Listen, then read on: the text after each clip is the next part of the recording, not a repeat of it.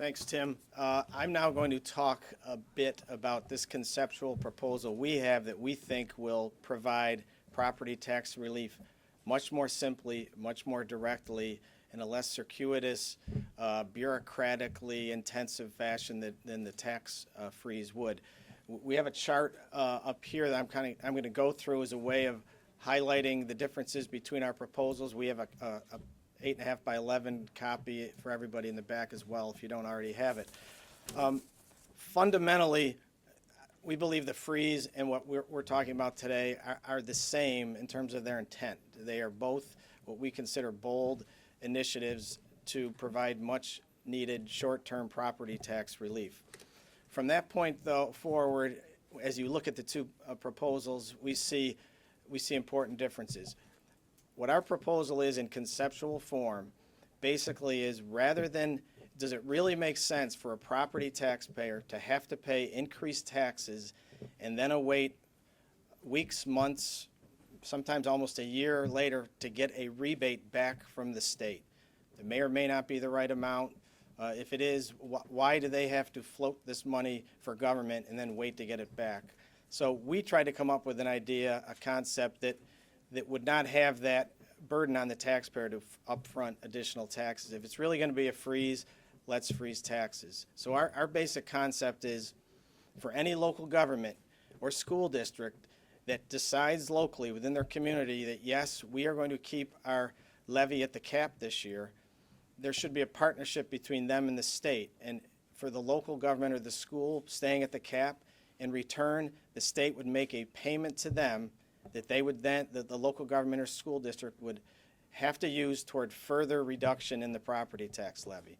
Therefore, and if the amount is sufficient, it could bring the levy from a capped amount to a zero increase in the levy. Therefore, the local government or the school district, they don't increase taxes on that a residential taxpayer I talked about. That taxpayer doesn't have to wait, doesn't have to pay more, wait to get it back later. That's the general concept. Why don't we collaborate between the state and the local government, make a payment to the local governments that have fought hard and made the sacrifices, oftentimes through shared services, but let the local government decide how they're going to get to that cap if that's what they want to do. In terms of how we think our plan or our concept would work better than the tax freeze plan, I think obviously ours is simpler to administer. Local government stays at the cap, local government gets the payment, whatever that payment may be based on what the governor and the legislature determine the formula to be. The taxpayers would get immediate relief. They wouldn't get contingent relief where they have to pay the tax, wait to receive the taxes back. One part of the tax freeze that hasn't been discussed much is small business does not receive any benefit from the tax freeze. And actually, in a way, they are harmed because of what Tim said. The incentive with the tax freeze could be for local government to, hey, let's raise our taxes to the cap, knowing that our residents are going to get all the taxes back as a rebate. However, businesses do not get the rebate. So, in essence, a business could be hurt under the tax freeze. Under our plan, because if it works as discussed, taxes would not go up. Residents wouldn't have to front any taxes. Businesses wouldn't have to front taxes that they wouldn't be getting back under the tax freeze plan anyway.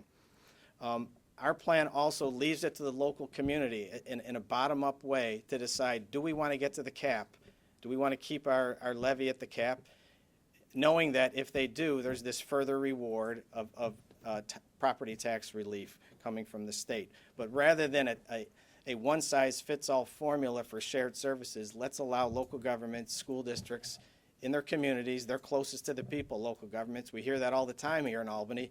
If local governments are closest to the people, let them work it out with their residents what they want to do in terms of setting their tax policy.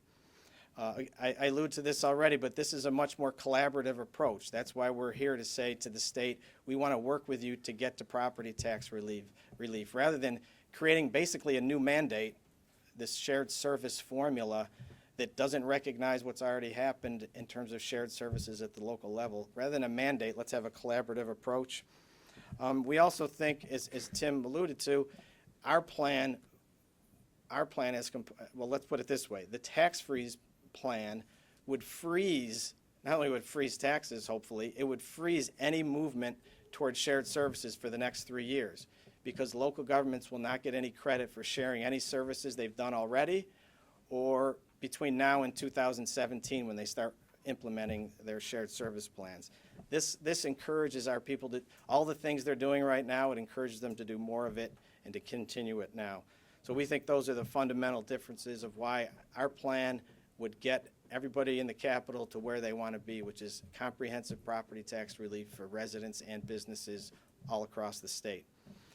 Finally, we're going to have Steve Aquario speak, talk a bit about mandate relief and our municipal innovation exchange. Steve? Thank you, Peter. So as you've heard today, New York local governments are asking the New York State Legislature for their help. We need the New York State Legislature to weigh in on this issue to help local governments help their local taxpayers. Let me start by saying that we as the local government representatives stand with the governor. We stand with the state legislature to reduce the cost of government. However, to illustrate the unintended consequence of this property tax freeze proposal, if this law were in place today, in 2014, most of the homeowners and businesses in 10 New York counties would not have received any rebate for their county taxes. This is because these counties either cut the levy or it didn't increase it. And this represents nearly 33% of the entire population outside of New York City. Obviously, this isn't fair. All the homeowners, and as you've heard from Peter Baines, all the businesses need property tax relief, and that's part of the reason we're here today. And that is to provide an alternative. As Peter Baines mentioned, we are pleased today to be leading by example. Today, New York's counties, cities, villages, towns, and school districts lead by example and are announcing the formation of the Municipal Innovation Exchange, or the MIX.